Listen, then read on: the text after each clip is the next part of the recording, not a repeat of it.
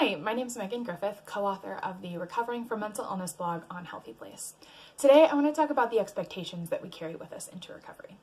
I'm discovering that for the last several years, my general expectation has been recovery means no longer mentally ill.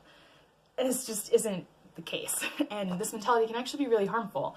For people like me who identify very strongly with being mentally ill, this can cause a sense of paralysis. So if recovery means no longer having a mental illness, then recovery means erasing a key part of your identity. So you start to feel trapped between wanting to feel better and wanting to know who you are. For others who draw a hard line between their personality and their illness, this can still create a problem. This mentality is an opportunity for constant disappointment and shame. For most of us, getting rid of our mental illness completely just isn't an option. And so if you're consistently striving toward that goal, you're going to consistently miss. And you might start to feel like a failure or like you can't recover. This isn't true, I promise.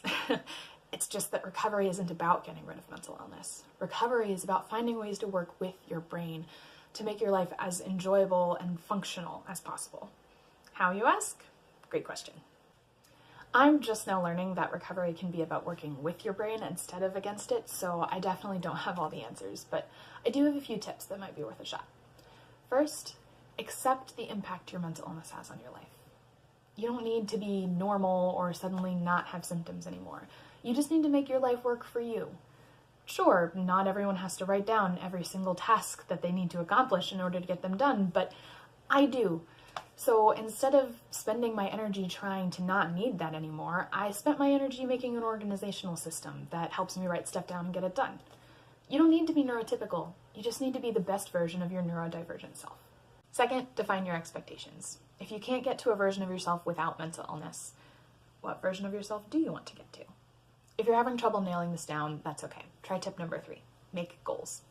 Start by brainstorming everything you want out of recovery. Dream big, but feel free to write down the nitty-gritty stuff as well, like taking a shower at least twice a week. Then, once you have some ideas down, divide them up into 2 lists, basic goals and stretch goals. So basic goals are goals that you need to accomplish for one reason or another, or goals that you feel at least 85% confident you can actually accomplish. Stretch goals are goals that you don't need to accomplish right now, or goals you're a little less confident about. So a basic goal might be find ways to make it to work on days that my mental illness is acting up. Whereas a stretch goal might be accomplish every task on my to-do list every day. Beyond that, the best advice I have is this. Don't feel ashamed of your mental health. I know that that's easier said than done, but the truth is, once you give yourself permission to be as sick or healthy as you really are, that's when you can finally see what you actually need out of recovery.